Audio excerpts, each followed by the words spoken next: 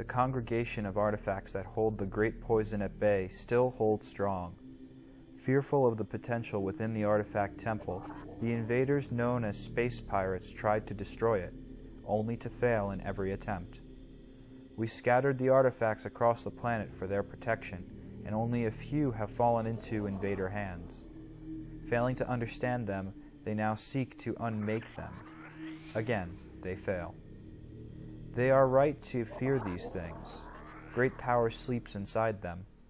Prophecy calls for their union, come the day that the unholy worm is met by the great defender. We can only hope the artifacts are not destroyed by the invader, for then all will be lost.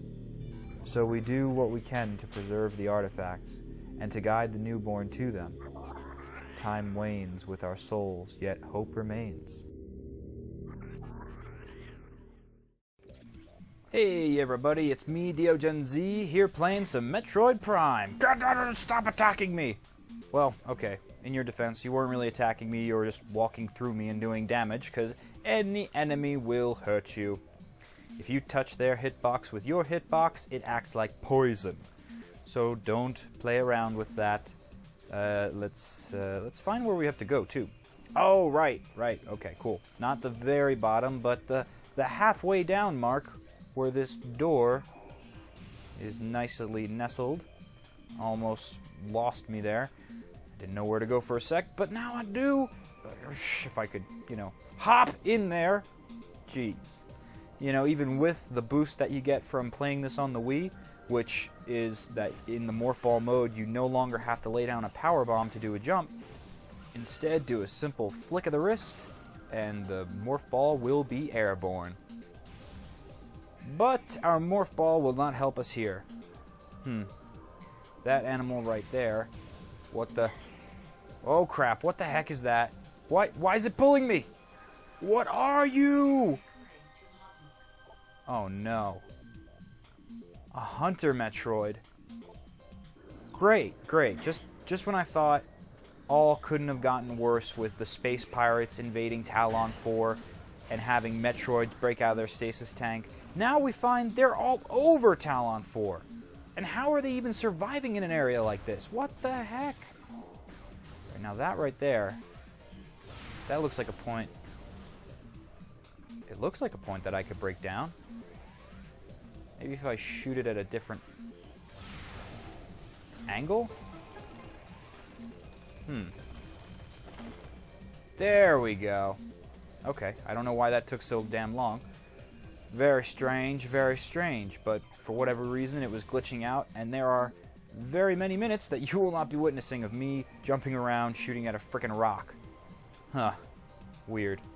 So that's the only glitch that I've found so far in this game is, for whatever reason, it decided not to let me shoot down that rock. Oh, and are we back where we were before? I think we are. But there is actually a different way we can take, too. I know that I said there was nothing there at us on the bottom of the sea, or at the bottom of this gully, but you see, if we do go into the water, there's a tad more we can do. I'm just not so certain how much we can do without that certain suit upgrade, which I hope to secure in this episode. But yeah, going back to my concern about Metroids being on Talon 4, not contained, and now morphed into Hunter Metroids. I've never seen that type of Metroid before. What kind of ridiculous pirate experiments have been done on this thing in order to get it to survive these sub-zero temperatures? In the drink we go. Oh crap, what was that? Oh, these things. These are very simple to take out, or at least I thought they were. Hello, I'm shooting right at you. Okay, so they're not affected by ice. Whatever. If you go by them while they have their mouth open, it fizzes out your visor for a little bit, but not a big deal. They don't move around, so they're not going to pursue you through the water. No concern there. Unlike Hunter Metroids, which will try to pull you to them. That's even worse than a normal Metroid. At least with normal Metroids, you could see by their body motions what they're going to do, when they're going to strike at you, and you know, get your ice beam ready because you got to blast these things. But now, I mean, yeah, we were lucky the ice beam worked this time. It got frozen. Yep, we're headed there, the gravity chamber. We're going to morph gravity to make our underwater travels much simpler. But, you know, what if they design a Metroid that isn't even affected by the ice beam? That's totally possible. Completely possible. Very probable of happening if they've already gotten Metroids to this stage in life where they can roam around Phendrana drifts unaffected. Okay, did that do it? I don't know. It's very hard to tell if your shot actually went through when you're underwater. Everything is hard to see. This will be rectified by the end of this episode, I'm certain.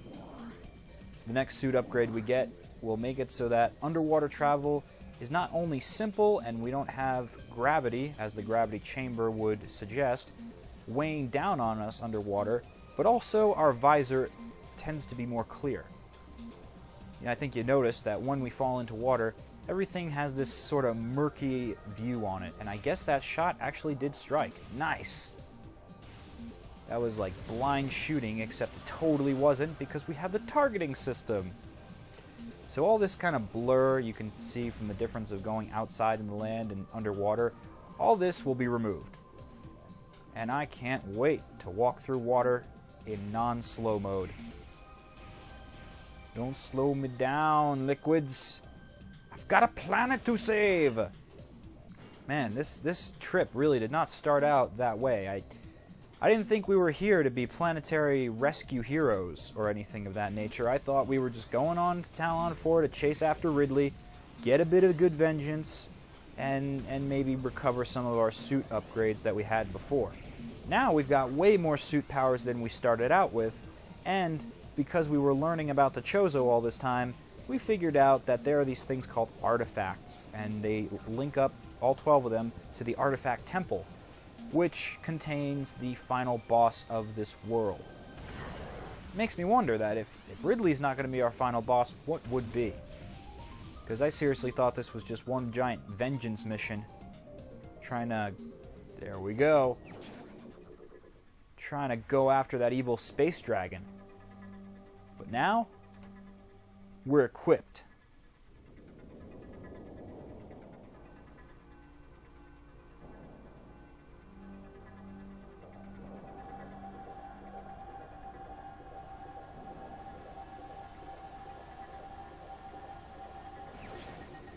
For anything under or over water. Now we're badass purple Samus! Yeah! We got the gravity suit. Boo-yakasha! Success.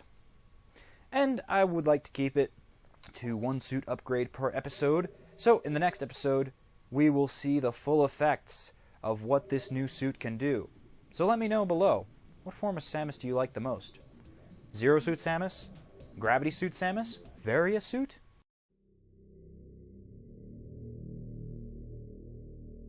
To the Entrusted One, if you read these words, then our hope has not been in vain. Your path is fraught with danger. Monstrosities beyond description lurk in the shadows, starving, hunting for prey, searching for ways to quench the poisonous urges that bloom in their brains. Some of these are shrewd, but they are blinded by their evil designs. Believing in the black promise of the great poison, they seek to harness it for their own ends. It is these last that are the greatest danger, perhaps an even greater one than the great poison itself. When you rid the universe of these creatures, you will be the true Entrusted One.